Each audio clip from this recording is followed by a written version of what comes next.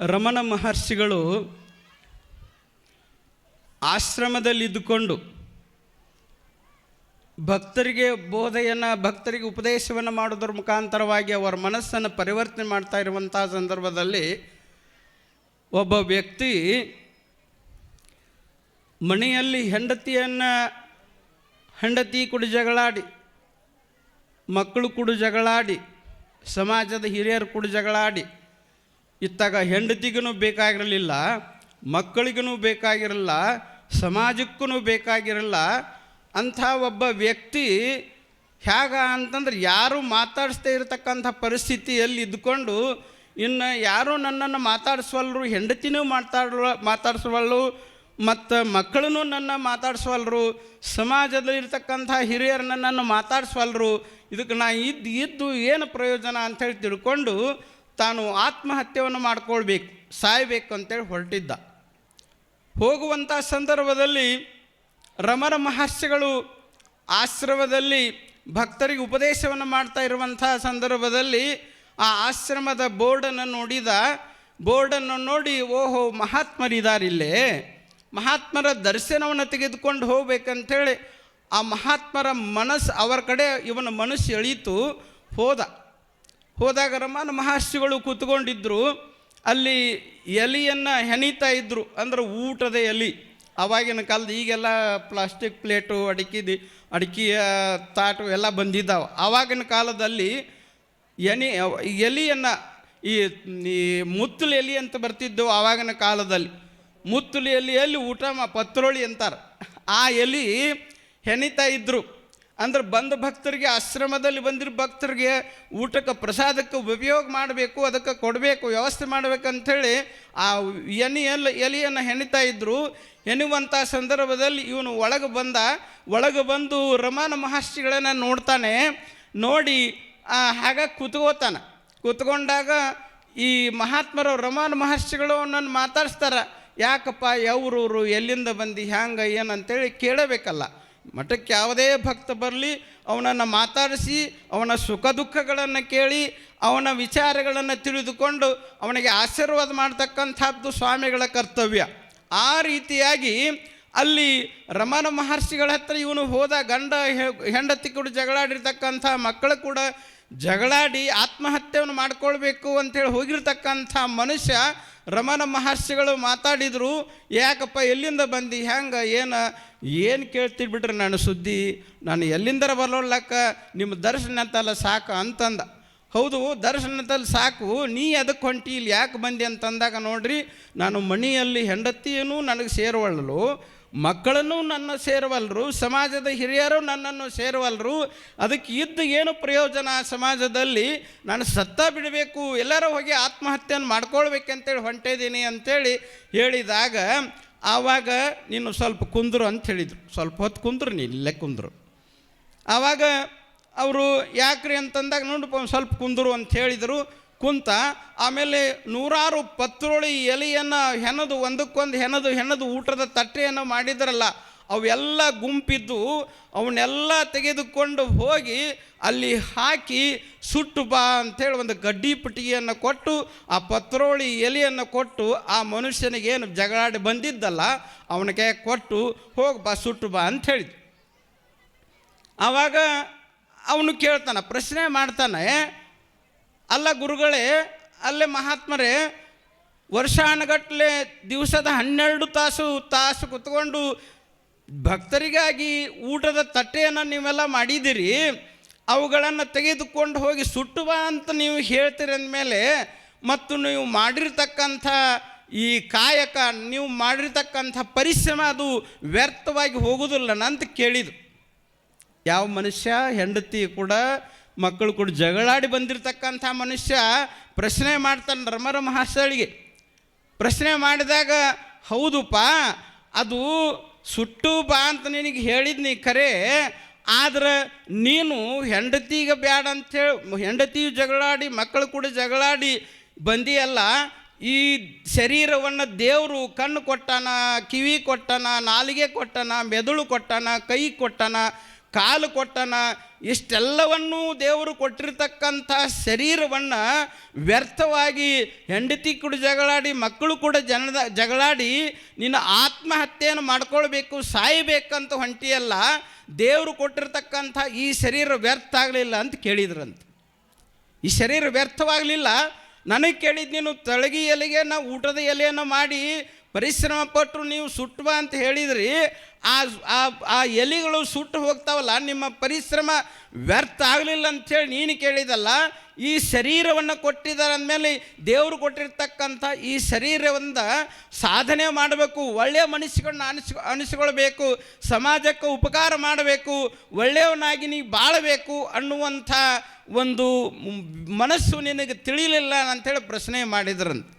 ಹಾಗೆ ನೆರೆಕೆನ್ನಗೆ ತೆರೆಗಲ್ಲಕ್ಕೆ ಶರೀರಗೂಡಿ ಹೋಗದ ಮುನ್ನ, ಹಲ್ಲು ಹೋಗಿ ಬೆನ್ನವಾಗಿ ಅನ್ಯರಿಗೆ ಹಂಗಾಗದ ಮುನ್ನ, ಕಾಲ ಮೇಲೆ ಕೈಯ ನೂರಿ ಕೋಲು ಹಿಡಿಯದ ಮುನ್ನ, ಮುಪ್ಪೊಂದಪ್ಪಳಿಯದ ಮುನ್ನ, ಮೃತ್ಯು ಮುಟ್ಟದ ಮುನ್ನ ಪೂಜಿಸು ನಮ್ಮ ಕೂಡಲ ಸಂಗಮ ದೇವರ ಅನ್ನುವಂಥ ಮಾತನ್ನು ಬಸವಣ್ಣವರು ಹೇಳಿದ್ದಾರೆ. ಅಂತಂದ್ರೆ ಮನುಷ್ಯನಿಗೆ ಎಷ್ಟು ಒಂದು ಬೆಲೆ ಇದೆ ನೋಡ್ರಿ, ಎಷ್ಟು ಬೆಲೆ ಇದೆ, ಬಹಳಷ್ಟು ಬೆಲೆ ಐತೆ. ಆ ಕುರಿತುಕೊಂಡು ನಮ್ಮ ಪೂಜ್ಯರಾಗಿರ್ತಕ್ಕಂಥ ಶಗುಣಸಿ ಪೂಜ್ಯರು ಬಹಳ ಶರೀರದ ಬಗ್ಗೆ, ಈ ಜೀವನದ ಬಗ್ಗೆ ಎಲ್ಲ ವಿಸ್ತಾರವಾಗಿ ಬಹಳ ಚೆನ್ನಾಗಿ ಹೇಳಿದ್ದಾರೆ. ನೆರೆಕೆನ್ನಗೆ ತೆರೆಗಲ್ಲಕ್ಕೆ ಶರೀರ ಗೂಡು ಹೋಗೋದ ಮುನ್ನ, ಇಲ್ಲಿ ಬಹಳ ಅರ್ಥ ಗರ್ಭತವಾಗಿರ್ತಕ್ಕಂಥ ಮಾತಾಯ್ತು.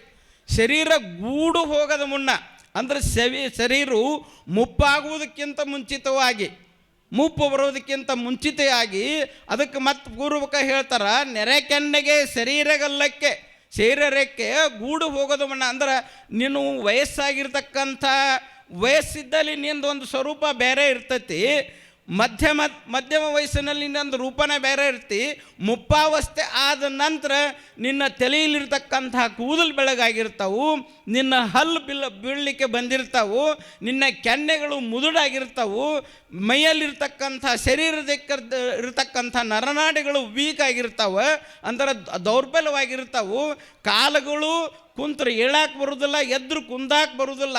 ಇಂತಹ ಒಂದು ಪರಿಸ್ಥಿತಿಯಲ್ಲಿ ಪೂಜಿಸು ನಮ್ಮ ಕೂಡಲ ಸಂಗಮ ದೇವನ ಅನ್ನುವಂಥ ಮಾತು ಬಸವಣ್ಣವರು ಹೇಳಿದಾರಲ್ಲ, ಅದಕ್ಕೆ ವಯಸ್ಸಿದ್ದಾಗ ಎಲ್ಲ ಮಾಡಬೇಕಂತ.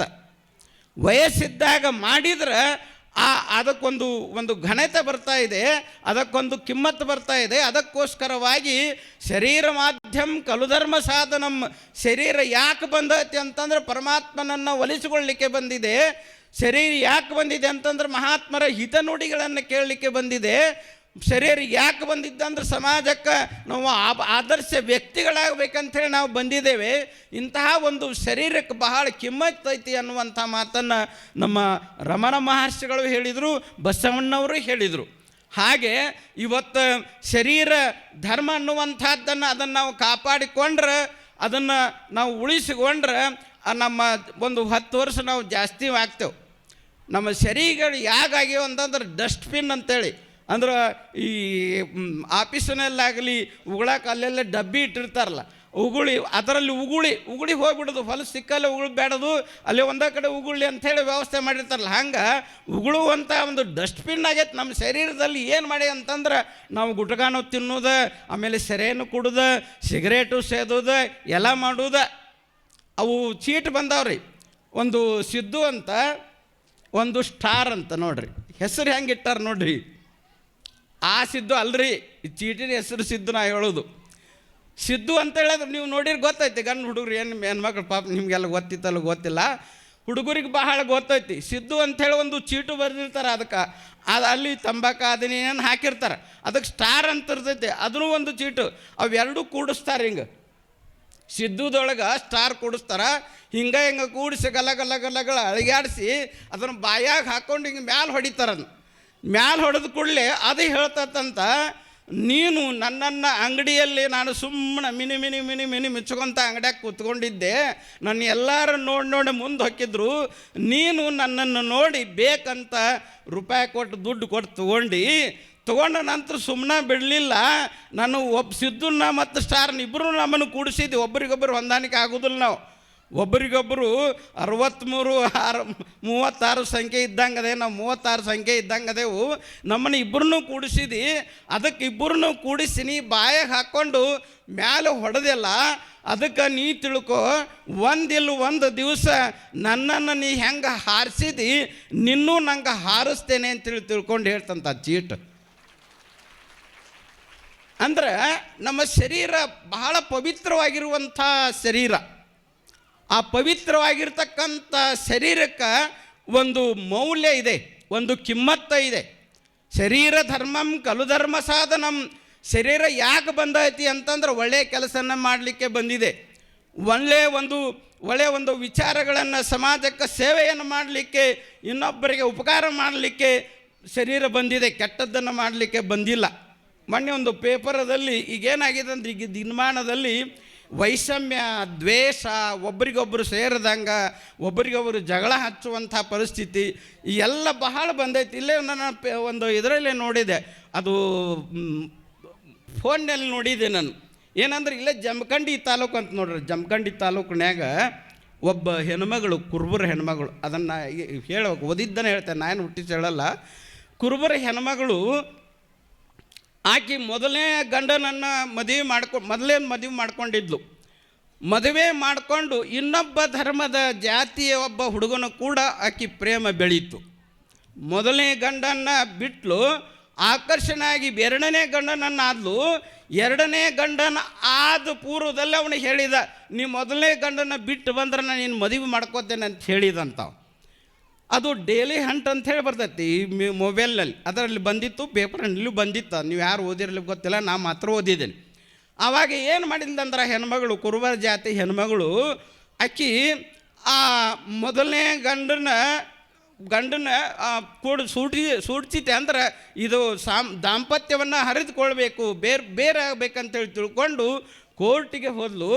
ಕೋರ್ಟಿಗೆ ಹೋದಾಗ ಕೋರ್ಟ್ನಿಂದ ನನ್ನ ಗಂಡನಿಂದ ವಿಚ್ಛೇದನ ಮಾಡಬೇಕು, ನನಗೆ ಬಿಡುಗಡೆ ಕೊಡಿಸ್ಬೇಕು ಅಂತೇಳಿ ಕೇಳಿದಾಗ, ಏನು ಯಾಕಂತಂದಾಗ, ಇಲ್ಲ ನನಗೆ ಹೊಂದಾಣಿಕೆ ಆಗೋದಿಲ್ಲ, ಸಂಸಾರ ಜೀವನ ಅವ್ನು ನಮ್ಗೆ ಸರಿಯಾಗಿ ನಡೆಯಂಗಿಲ್ಲ, ಹಂಗೆ ಮಾಡ್ತಾನೆ, ಹಿಂಗೆ ಮಾಡ ಅಂತೇಳಿ ಹೇಳಿದಾಗ, ಅದು 4 ಲಕ್ಷ ರೂಪಾಯಿ ಹೆಣ್ಮಗಳಿಗೆ ಕೊಡೋದ್ರ ಜೊತೆಗೆ ಒಂದು 5 ತೊಲಿ ಬಂಗಾರನ್ನು ಕೂಡ ಗಂಡನ ಮನೆಯಿಂದ ಬಂದು ಕೂಡಲೇ ಅವನ್ನೆಲ್ಲ ತೆಗೆದುಕೊಂಡು ಏನು ಮಾಡಿದಂದರೆ, ಬೇರೆ ಜಾತಿಯ ಹುಡುಗನ ಜೊತೆಗೆ ಆಕಿ ಮದುವೆ ಆದ್ಲು. ಮದುವೆ ಆದ 1 ವರ್ಷ 6 ತಿಂಗಳ ನಂತರ ಆ ಗಂಡನಿಗೆ ಮೊದಲನೇ ಗಂಡನಿಂದ ತಂದಿರತಕ್ಕಂಥ ದುಡ್ಡು, ಬಂಗಾರ ಎಲ್ಲವನ್ನ ಕೂಡ ಕೊಟ್ಟಳು ಎರಡನೇ ಗಂಡನಿಗೆ.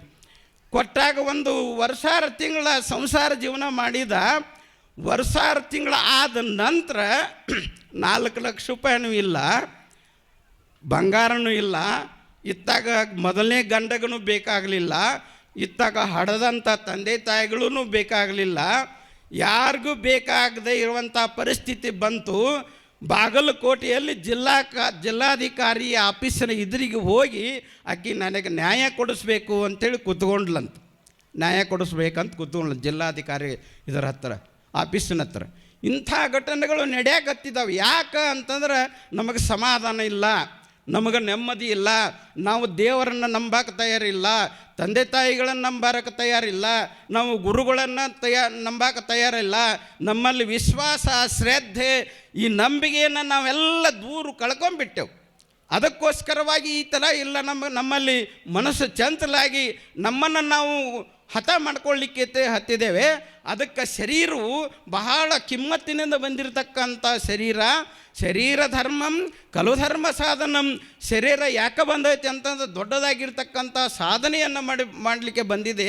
ನಮ್ಮ ಹಾನಗಲ್ಲು ಕುಮಾರ ಮಹಾಸ್ವಾಮಿಗಳು ಯಾಕೆ ಹುಟ್ಟಿದ್ರಂದ್ರೆ ಧರ್ಮದ ಉಪದೇಶವನ್ನು ಮಾಡಿ ಶರೀರದ ಸಾರ್ಥಕತೆಯನ್ನು ಪಡೆದುಕೊಳ್ಬೇಕಂತ ಹೇಳಲಿಕ್ಕೆ ಬಂದಿದ್ದಾರೆ.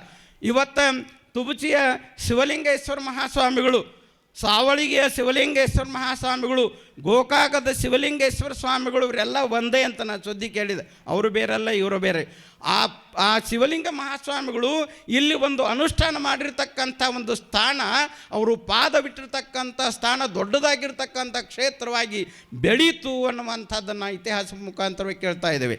ಸಾವಳಿಗೆಯಲ್ಲಿಯೂ ಕೂಡ ಭಾವೈಕ್ಯ ಸಂಗಮ, ಹಿಂದೂ ಮುಸ್ಲಿಂ ಬಾಂಧವರು ಬೇರೆ ಅಲ್ಲ, ನಾವು ನೀವು ಬಂಧು ಬಾಂಧವರು, ಅಣ್ಣ ತಮ್ಮಂದರು ಅನ್ನುವ ಹಾಗೆ ಒಂದು ಪ್ರೀತಿ ವಿಶ್ವಾಸವನ್ನು ಬೆಳೆಸಿ ಹೋಗಿರ್ತಕ್ಕಂಥವ್ರು ಯಾರ ಇದ್ರೆ ಅವರು ಶಿವಲಿಂಗೇಶ್ವರ ಮಹಾಸ್ವಾಮಿಗಳನ್ನುವಂಥದ್ದನ್ನು ಇವತ್ತು ನಾವು ಮೆಚ್ಚಲೇಬೇಕು, ಒಪ್ಪಲೇಬೇಕು. ಅಂತಹ ಒಂದು ಶಿವಲಿಂಗೇಶ್ವರ ಮಹಾಸ್ವಾಮಿಗಳ ಅವರ ಈ ಪುಣ್ಯ ಸ್ಥಾನದಲ್ಲಿ ನಮ್ಮೆಲ್ಲರೂ ಕುಳಿತುಕೊಂಡು ಈ ಕಾರ್ಯಕ್ರಮವನ್ನು ನಡೆಸ್ತಾ ಇದ್ದೇವೆ. ಪೂಜ್ಯರಾಗಿರ್ತಕ್ಕಂಥ ನಮ್ಮ ಪ್ರಭು ಮಹಾಸ್ವಾಮಿಗಳು ಅವರನ್ನು ಎಷ್ಟು ವರ್ಣನೆ ಮಾಡಲಿಕ್ಕೆ ಆಗೋದಿಲ್ಲ, ಬಹಳ ಬುದ್ಧಿವಂತರವರು. ಅವರ ಬುದ್ಧಿವಂತಿಕೆ, ಅವರ ಒಂದು ಜಾನತನ ನೋಡ್ಕೊಂಡು ನಮ್ಮ ಗದಗಿನ ಜಗದ್ಗುರುಗಳು ನಾಗರ ಮಹಾಸ್ವಾಮಿಗಳು ಅವರು ಈಗ ಪ್ರಭು ಸ್ವಾಮಿಗಳು ಇದ್ದಾರಲ್ಲ, ಅವರು ಇವರನ್ನು ನಾವು ಮಾಡಿಕೊಂಡ್ರೆ ಮಠದ ಕೀರ್ತಿ ಬೆಳೀತಾ ಇದೆ, ಮಠ ಸುಸೂತ್ರವಾಗಿ ಎಲ್ಲ ಕೆಲಸಗಳು ನಡೀತಾ ಇದೆ ಅಂಥೇಳಿ ತಿಳ್ಕೊಂಡು ನಮ್ಮ ಪ್ರಭು ಮಹಾಸ್ವಾಮಿಗಳನ್ನು ನಾಗನೂರನ್ನ ವಿರಕ್ತ ಮಾಡಿಕೊಂಡ್ರು.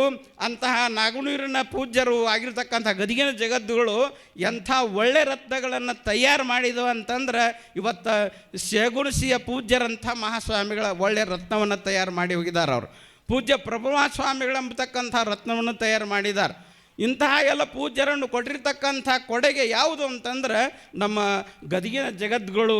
ಅಂತಹ ಒಂದು ಪೂಜ್ಯರ ಸನ್ನಿಧಾನದಲ್ಲಿ ಅವರ ಸನ್ನಿಧಿಯಲ್ಲಿ ಸಂಸ್ಕಾರವನ್ನು ಪಡೆದುಕೊಂಡು ಇವತ್ತು ಈ ಒಂದು ತುಬಸಿ ಗ್ರಾಮದ ಶಿವಲಿಂಗೇಶ್ವರಿ ವಿರಕ್ತ ಮಠಕ್ಕೂ ಕೂಡ ಒಂದು ಹೆಚ್ಚಿನ ರೂಪವನ್ನು ಕಳೆಯನ್ನು ತಂದು ಕೊಡ್ತಾ ಇದ್ದಾರೆ.